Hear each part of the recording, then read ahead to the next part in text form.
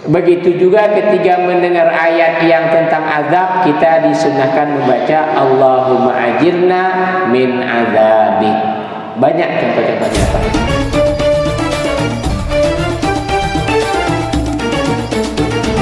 Selanjutnya sunnah yang ada dalam salat qira'atu syai'in minal qur'ani ba'dal fatihah.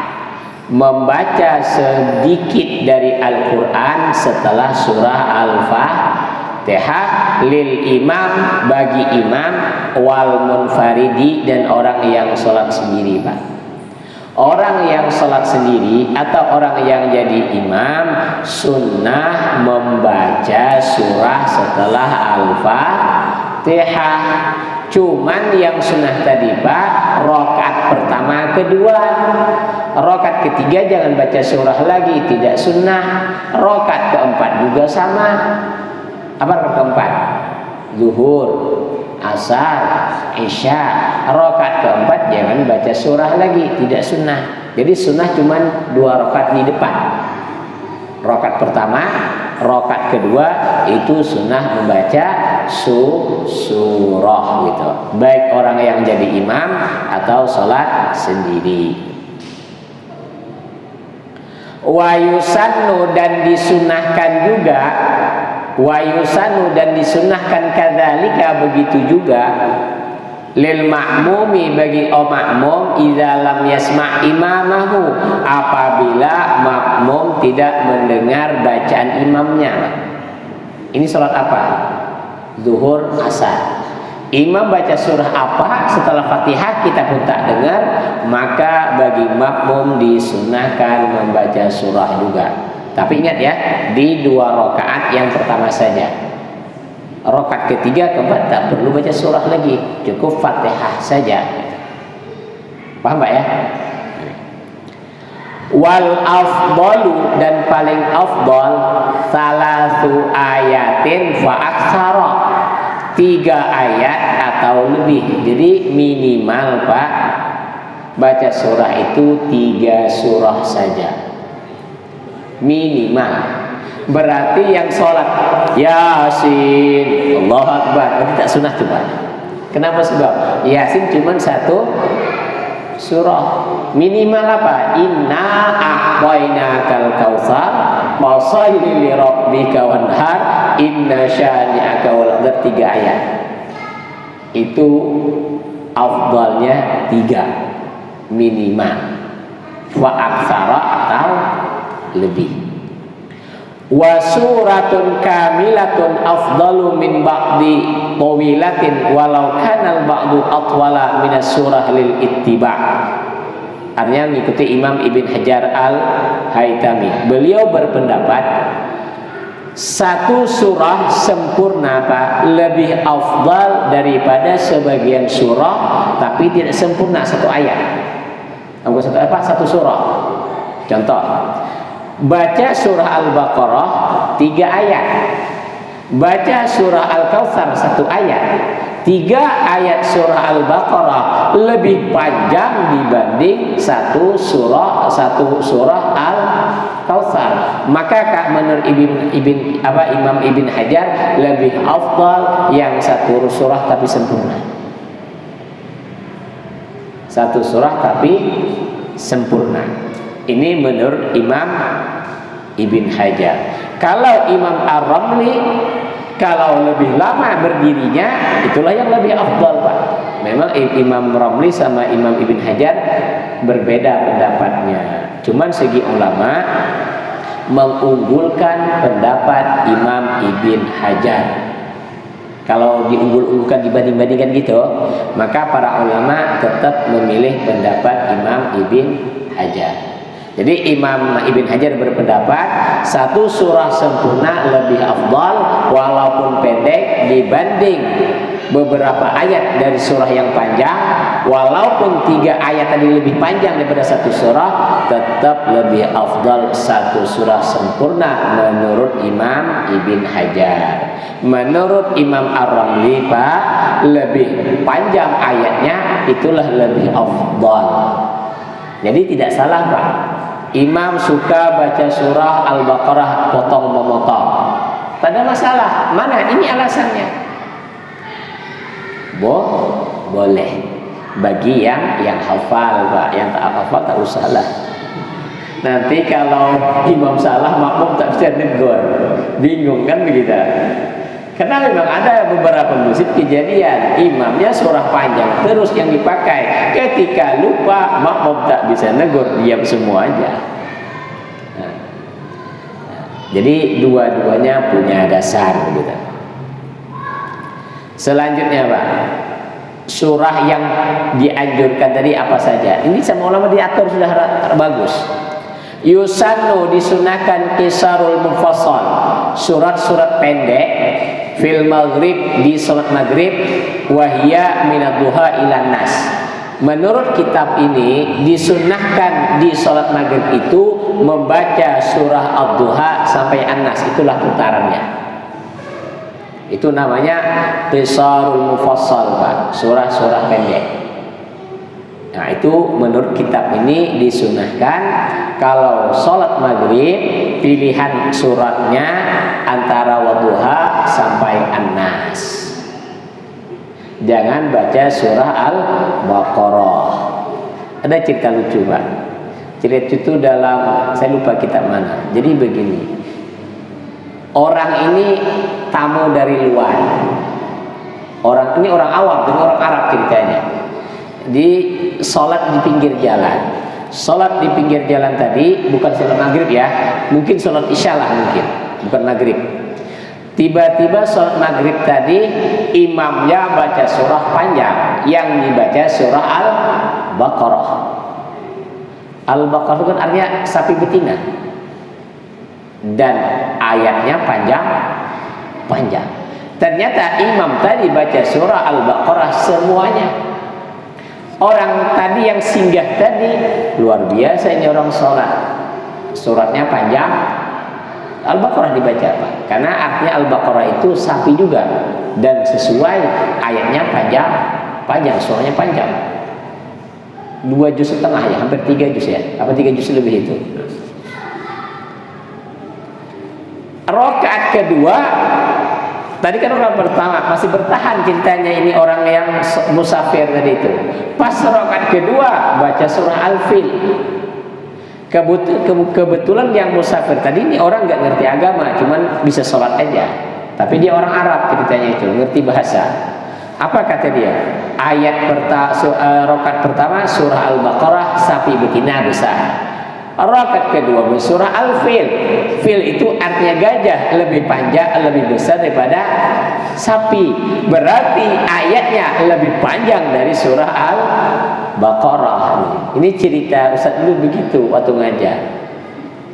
Jadi orang tadi akhirnya mufaraqah, pisah. Soalnya kenapa? Sebab karena pikiran dia surah Al-Fil itu artinya gajah lebih besar daripada sapi, berarti ayatnya lebih panjang daripada surah Al-Baqarah. Jadi jangan panjang, sesuai sikon lah. Nah, itu. Wa yusannu tiwalul mufassal fi subhi wad dhuhri, dan disunahkan yang agak panjang Pak di sholat subuh dan sholat duhur. Dari mana? Surah Al-Hujurat sampai Amma Yatasa'alun. Surah Al-Hujurat sampai Amma Yatasa'alun itu disunahkan di sholat subuh dan sholat duhur. Itu disunahkan dalam kitab ini. Di Batam baca surah An-Naba Amma Yatasa'alun sampai habis sholat subuh. Di besok langsung kapok makmumnya, tak lagi di makmum. Kenapa subuh kepanjangan? Iya. Betul Pak, saya gak bohong. Ada cerita di Musa, imam masjid cerita sama saya. Dia hafizul Quran, memang bacaan dia santai Pak. Dia sholat taraweh, kalau di masjid itu jadwal kultum saya itu jam 9 baru selesai sholat taraweh. Memang lambat baca dia, memang sedap bacanya, lambat. Kata dia, saya pernah dimarahi pengurus masjid gara-gara apa? Sholat kepanjangan surahnya. Kepanjangan surahnya. Ya sesuai lah, yang sedap yang mana lah. Ini sunnahnya. Kemudian wa yusannu asawitul mufassal fil asri wal isya. Di sholat asar dan salat isya itu yang tengah-tengah Pak. Dari mana? Dari an-naba sampai ad-duha itu untuk asar dan isya. Sunnahnya. Saya pernah mempraktekkan Pak di pondok tadi. Memang banyak juga yang komplain kelamaan sholat. Contoh, surah Al-Fajr rakaat pertama, rakaat kedua pakai Al-Ghasyiyah, kan lumayan panjang itu. Al-Fajr saja satu halaman lebih, satu halaman. Al-Ghasyiyah satu halaman. Kemudian wa yusannu dan disunahkan antakunal qiraah ala tartibil mushaf. Bacaan yang dibaca setelah Fatihah tadi itu sunnahnya sesuai urutan di dalam Al-Quran. Contoh, Ad-Duha sama Alam Nasyrah mana duluannya Pak? Duluan mana? Ad-Duha kan? Maka dalam kitab ini disebut sunnah yang dahulu didahulukan, yang di belakang dibelakangkan. Berarti kalau rakaat pertama surah Ad-Duha, maka rakaat kedua jangan wasyamsi Pak. Berarti harus bawahnya. Kalau rakaat pertama surah Al-Falaq, maka surah kedua ayat ayat yang kedua surah An-Nas. Jangan dibalik. An-Nas dulu baru Al-Falaq. Tidak sunnah dalam kitab ini. Jadi imam itu memang harus teliti, karena makmum itu tidak semua orang yang tak faham. Misalkan imam sholat jadi imam, kalau sendiri tak ada yang protes Pak. Tapi kalau kita jadi imam ada yang protes di belakang. Ini orang sholat terbalik sholatnya, yang di belakang didahulukan, yang di depan diakhirkan, kan begitu. Kayak kasih contoh lah, rakaat pertama Al-Fajr, rakaat kedua Syamsi. Padahal urutannya apa? Bukan apa? Rakaat pertama Al-Fajr, rakaat kedua Al-Ghasyiyah. Terbalik. Dia Al-Ghasyiyah baru Al-Fajr, kan begitu urutannya. Nah, jadi sunnahnya sesuai urutannya. Kami pernah Pak sama Habib. Kalau sama Habib diteliti. Nanti kalau habis sholat tegur tuh anak. Jadi kalau jadi imam nanti jangan dibalik lagi. Jadi kalau sama Habib murid disuruh jadi imam, Habib jarang jadi imam, tak mau. Jadi murid yang suruh jadi imam, melatih gitu loh. Jadi kalau ada kesalahan murid, nanti habis sholat dipanggil. Jadi kalau sholat itu surahnya itu yang dahulu didahulukan, yang akhir di akhir, jangan dibalik kata Habib. Nah, jadi sholat pun murid yang jadi imam, beliau jadi makmum, tak menjadi imam. Kemudian apa lagi? Wa yusannul ityanu bil warid wa huwal afdal mutlaqan. Dan disunahkan juga Pak membaca surah tadi, surah-surah yang pernah dibaca Rasulullah dalam sholat itu. Contoh, sholat subuh Jumat, Nabi itu membaca apa? Rakaat pertama Alif Lam Mim Sajadah. Rakaat kedua Nabi baca apa pernah? Hal ata 'alal insan, surah Al-Insan. Nah, sunnah juga kita membaca surah yang dibaca Rasulullah dalam sholat itu. Contoh, sholat Jumat. Sholat Jumat membaca surah Al-A'la sama surah Al-Ghasyiyah. Maka sunnah Pak. Ini harus meleksikun juga Pak. Tak bisa kita praktikkan di semua tempat. Di PT Pak, di PT sudahlah khutbah panjang, baca 2 surah ini. Besok langsung telepon pengurus masjid ke ketua PMB, Pak, anak buah bapak terlalu kelamaan sholatnya. Maka sudah istirahat sebentar, sholat pula dipakai surah Al-A'la sama Al-Ghasyiyah. Maksudnya itu lihat sikonnya dulu, jangan pula mentang-mentang itu sunnah harga mati gitu, jangan pula, harus ambil kebijakan gitu. Karena memang ketua PMB itu sering ditelepon sama pengurus masjid gara-gara anak buahnya kepanjangan. Jadi surah As-Sajadah malam Jumat rakaat pertama, rakaat kedua surah Al-Insan. Jadi ini sunnah Pak. Kalau di kampung Melayu masih beberapa masjid mempraktekkan Pak surah As-Sajdah itu, tapi umumnya sudah dilupakan. Nah, malam subuh Jumat itu baca surah Alif Lam Mim saja sama Al-Insan, itu sunnah hukumnya. Kemudian sunnah juga meminta rahmat Allah ketika membaca surah tentang rahmat. Di sini su'alur rahmah inda ayatir rahmah wal isti'adzah inda ayatil adab, dan minta perlindungan ketika mendengar surah tentang adab. Wahakadha, dan beginilah ya'ti bima yunasibul maqam. Artinya itu beginilah selanjutnya sudah. Jadi ketika kita mendengar ayat rahmat, maka kita minta rahmat Allah Pak. Kalau kita mendengar tentang azab Allah, maka minta perlindungan dengan Allah. Contoh ayat rahmat mana?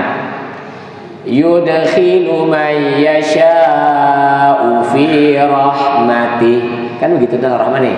Maka orang yang mendengar walaupun dia makmum membaca Allahumma adkhilna fi rahmatika, itu sunnah walaupun dalam sholat, apalagi di luar sholat. Ini ada ilmu. Kalau Habib gini Pak ngajari, kalau sholat itu berhentinya kita membaca surah panjang, cari cerita yang bagus-bagus Pak. Contoh, sering imam kan baca ya ayyuhalladzina amanu ista'inu bis-sabri was-shalah, itu kan sampai wa inna ilaihi raji'un, terus ulaika alaihim shalawatu mir rabbihim, ujungnya apa? Lahum maghfiratu wa ajrun karim ya. Apa akhir ayat itu? Itu kan tentang rahmat semua tuh. Nah, yang bagus berhentinya. Jangan berhenti itu tentang azab. Contoh, wadzalimina a'dalahum azaban alima. Allahu akbar. Jangan kata Habib, kalau sholat itu carilah berhenti, atau ketika kita baca Al-Quran carilah waqaf, pengen berhenti itu tempat ayat-ayat yang bagus. Jangan tempat tentang azab atau siksaan. Jadi berhenti pun dipilih mana yang bagus berhenti ini. Cari yang bagus. Jangan berhenti di ayat yang tak sedap Pak. Begitu juga ketika mendengar ayat yang tentang azab, kita disunahkan membaca Allahumma ajirna min azabik. Banyak contoh-contohnya Pak. Ada dalam surah Al-Ghasyiyah apa tuh? Alaihim hisab apa? Inna ilaina iyabahum thumma inna alaina hisabahum. Allahumma hasibni hisaban yasira. Kan suruh minta tuh. Mana lagi? Itu surah Al-Qari'ah ya. Fa ummuhu hawiyah wa ma adraka ma hiya narun hamiyah nas'alullahal afiyah. Disuruh berdoa di situ. Jadi setiap ayat yang tentang rahmat minta rahmat, setiap ayat yang tentang azab minta perlindungan, itu hukumnya sunnah. Begitu juga sunnah Pak kalau kita mendengar ayat alaihissallahu bi ahkamil hakimin. Apa jawabannya? Bala wa ana ala zalika minasyahidin. Itu hukumnya sunnah.